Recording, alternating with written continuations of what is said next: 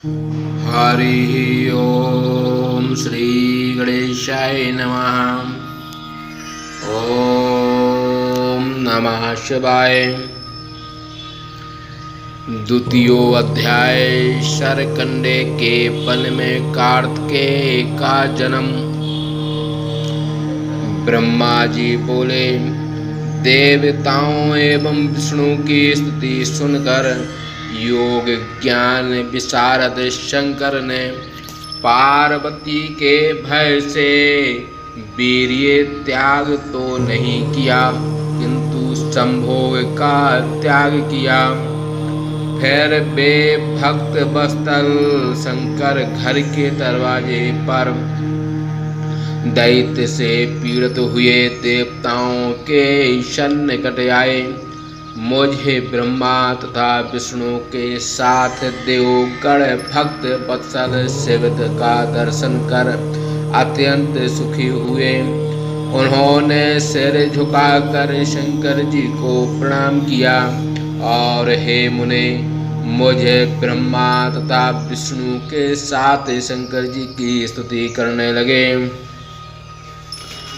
देवताओं ने कहा, हे देवो, हे महादेव, हे करुणा सागर प्रभु, आप सबके अंतर्यामी हैं, अतः सबके हृदय की बात जानते हैं। हे विभो, हम देवताओं का कार्य कीजिए और हे महेश्वर, हमारी रक्षा कीजिए तथा कृपा कर तारकादि असुरों का विनाश कीजिए। इस प्रकार देवताओं की स्तुति सुनकर भगवान शंकर कुछ दुखी होकर देवताओं से बोले। शंकर जी बोले, हे विष्णु, हे विधाता, हम आप सबके मन का अभिप्राय जान रहे हैं, किंतु भावी कभी नहीं मिटती। जो होनहार है वह तो होकर ही रहता है, भावी का निवारण करने वाला कोई नहीं। अच्छा, जो होना था वह तो हो गया, अब जो उपस्थित है उसके विषय में सुनो। मेरी नाड़ियों से गिरे हुए मेरे वीर्यों को इस समय कौन धारण करेगा? जिसे धारण करना हो वह मेरे वीर्य को धारण करे। ऐसा कहकर शंकर जी ने अपना वीर्य पृथ्वी पर गिरा दिया। तब देवताओं ने अग्नि को उस वीर्य धारण करने के लिए प्रेरित किया। तब अग्नि कबूतर का रूप धारण कर अपनी चोंच से शंकर के सारे वीर्य को खा गई। इसी समय हे नारद, शिव के आगमन में विलंब देख कर वहां पर भगवती गिरिजा आकर उपस्थित हो गईं। तब उन्होंने घर के द्वार पर देवताओं को उपस्थित देख कर समझ लिया कि शिव के विलंब में कारण ये देवता लोग ही हैं। इस प्रकार सारा वृतांत जानकर पार्वती महाक्रोधित हो गईं। तब वे विष्णु प्रभृति सभी देवताओं से क्रोध में भरकर बोली। देवी बोली, अरे देवताओं, तुम लोग बड़े दुष्ट हो। तुम लोग सदैव अपना स्वार्थ साधन करने वाले हो तथा अपने स्वार्थ साधन हेतु दूसरों को कष्ट देते हो। तुम लोगों ने अपने स्वार्थ के निमित्त परम प्रभु शिव की आराधना कर मेरा विहार भंग किया। इसी कारण मैं बंध्या हो गई। आज तू मेरा विरोध करने से तुम देवताओं को कभी सुख प्राप्त नहीं होगा और तुम दुष्ट देवताओं को इसी प्रकार महादुख प्राप्त होता रहेगा।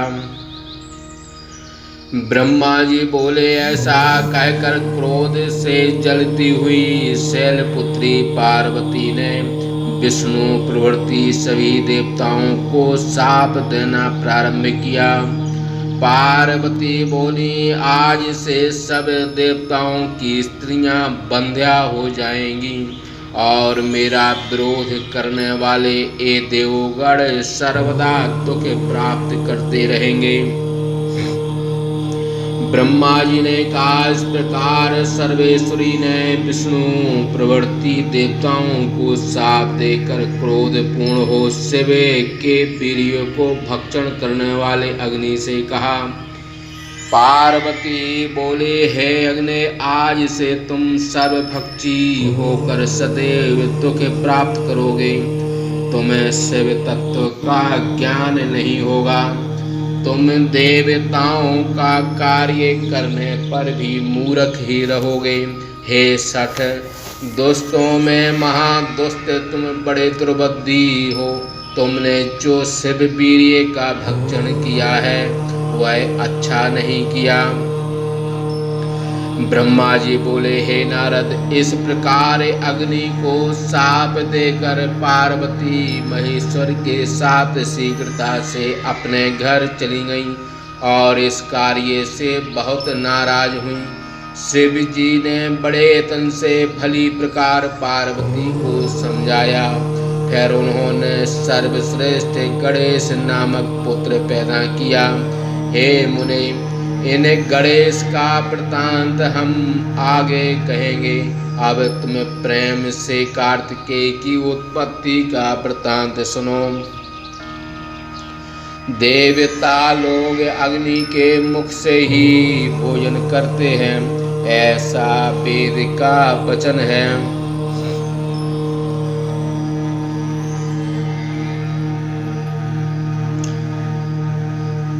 अतः अग्नि के गर्भ धारण करने से सभी देवता गर्भयुक्त हो गए। उस समय शिव के वीर्य के असह्य होने से उन्हें बड़ा बहुत पीड़ा होने लगी। यह दशा विष्णु आदि देवताओं की हो गई, क्योंकि शिव जी की आज्ञा से उनकी बुद्धि नष्ट हो गई थी।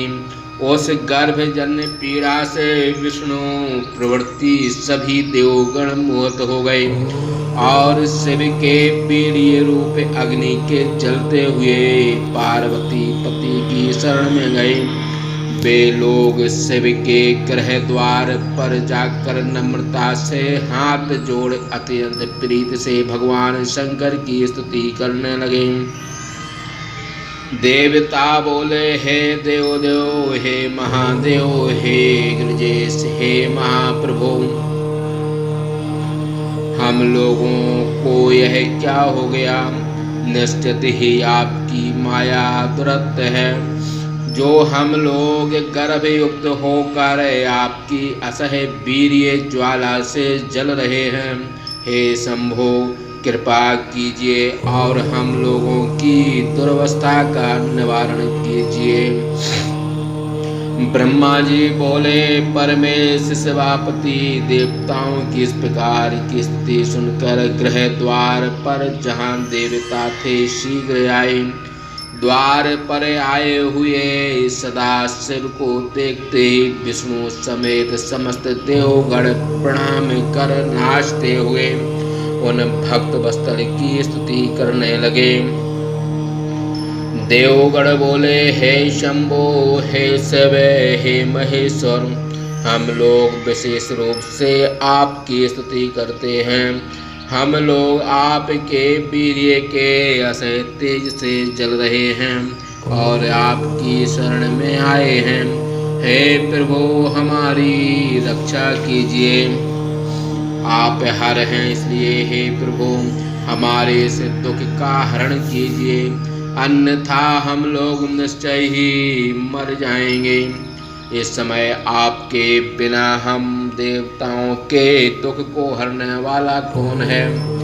ब्रह्मा जी बोले, देवताओं के इस प्रकार के 3 वचन सुनकर देवादिदेव भक्त वत्सल भगवान शंकर हंसते हुए बोले। शिव जी बोले, हे विष्णु, हे ब्रह्मन, हे देवताओं, तुम लोग मेरी बात सुनो।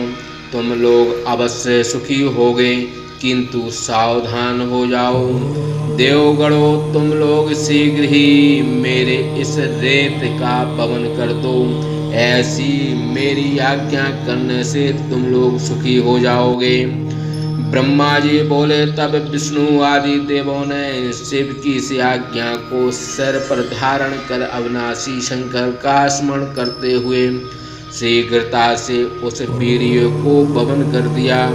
शंकर का वह वीर्य सुवर्ण के समान चमकता हुआ अद्भुत पर्वताकार होकर भूलोक का स्पर्श करते हुए पृथ्वी पर गिरा।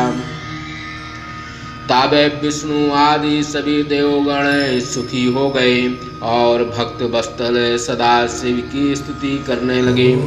किंतु हे मुनीश्वर, केवल एक अग्नि ही सुखी नहीं हुए, क्योंकि शंकर ने उन्हें वीर्य धारण की आज्ञा दे रखी थी। तब वह अग्नि विकल होकर दुख से छटपटाता हुआ हाथ जोड़कर शिव की स्तुति करता हुआ कहने लगा। अग्नि बोले। हे देव, हे महिषान, मैं आपका मूर्ख सेवक हूँ। आप मेरा अपराध क्षमा करें और इस ज्वाला से मेरी रक्षा करें। हे स्वामी, आप दीन वत्सल तथा परमेश्वर हैं। सबका कल्याण करने से आप शंकर हैं। इस प्रकार अग्नि ने भक्त वत्सल भगवान शिव की स्तुति की। ब्रह्मा जी बोले। अग्नि की इस प्रकार की वाणी सुनकर भक्त वत्सल भगवान शंकर प्रसन्न हो अग्नि से कहने लगे। शिव जी बोले। हे अग्नि, तुमने मेरा वीर्य भक्षण कर बड़ा अनुचित कार्य किया। यह तुमने बड़ा पाप किया, इसलिए तुम मेरी आज्ञा से वीर्य की ज्वाला से जल रहे हो। हे अग्नि, क्योंकि तुम मेरे शरणागत हुए हो, इसलिए अवश्य सुखी होगे। तुम्हारे शरणागत होने से मैं प्रसन्न हूँ। तुम्हारा सारा दुख नष्ट हो जाएगा। तुम यतन से मेरे इस वीर्य को किसी स्त्री की योनि में त्याग कर दो। ऐसा करने से तुम्हारा दाह मिट जाएगा और तुम सुखी हो जाओगे। ब्रह्मा जी बोले। शिव जी की बात सुनकर सिर झुकाए हुए अग्नि हाथ जोड़ भक्त वत्सल शिव से बोले। हे महेश्वर, हे नाथ, आपका यह वीर्य असह्य तेज से युक्त है। इसे तीनों लोकों में शक्ति के अतिरिक्त और किसी स्त्री की अपनी योनि में धारण करने की सामर्थ्य नहीं है। हे मुनि सत्तम नारद, जब अग्नि शिव जी से इस प्रकार निवेदन कर रहे थे, तब शिव जी की प्रेरणा से हृदय से अग्नि का उपकार करने के निमित्त वहां तुम प्राप्त होकर नारद जी इस प्रकार बोले। नारद बोले। हे अग्नि, तुम मेरी बात सुनो। मेरा यह वचन तुम्हारे दाह को दूर करने वाला तथा शुभ एवं आनंददायी है। यह सर्वथा रमणीय एवं तुम्हारे कष्टों को दूर करने वाला है। सबको तुम जला देते हो, पर स्यों जल रहे हो, इसलिए मेरे बताए गए इस उपाय को कर सुखी हो जाओ। हे तात, मैं शिव की इच्छा से ही तुम्हें यह आदर पूर्वक उपदेश दे रहा हूँ। हे अग्नि, माघ मास में जो स्त्री प्रातः नियम पूर्वक स्नान के निमित्त गमन करें, उनके देह में तुम इस शिव के महावीर्य को स्थापित कर दो। ब्रह्मा जी बोले। हे मुने, उसी समय यहाँ स्नानार्थ सप्तऋषियों की पत्नियां माघ मास में नियम का पालन करती हुई प्रातः काल स्नान करने के लिए वहाँ उपस्थित हो गईं।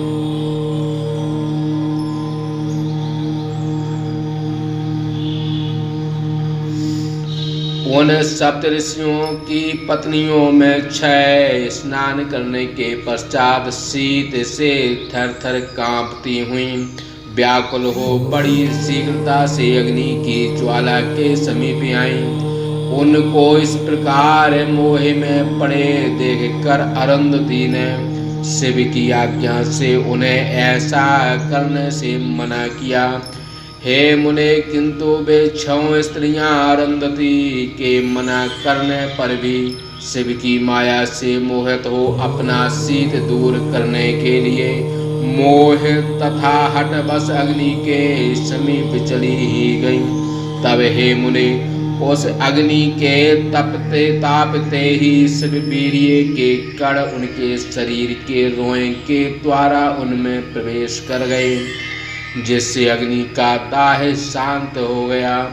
फिर तो अग्नि तत्क्षण वहां से अंतर ध्यान होकर ज्वाला रूप हो शिव का स्मरण करते हुए अपने लोक को चले गए।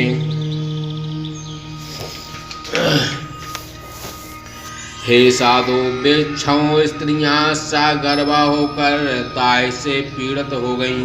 तब अरुंधति ने उन्हें अग्नि से इस प्रकार पीड़ित देखा। इधर उनके पतियों ने उन स्त्रियों को शर्म युक्त देखकर आपस में मंत्रणा कर क्रोध से व्याकुल हो उनका त्याग कर दिया। वे 6 स्त्रियां अपना व्यभिचार देख कर महादुख से व्याकुल हो उठीं। उन्होंने सौगर्भ स्वरूप शिव के उन वीर्य कणों को हिमालय के पृष्ठ भाग में त्याग दिया, जिससे उनकी ज्वाला शांत हो गई। उस असह्य वीर्य को न सह सकने के कारण हिमालय कंपायमान हो गया और दाह न रुकने के कारण उसने उस वीर्य को गंगा में डाल दिया। श्री गंगा जी भी शंकर के उस वीर्य को सहन न कर सकी और पीड़ित होकर उस परमात्मा के वीर्य को तरंगों के द्वारा सरपत के समूह वाले वन में त्याग दिया।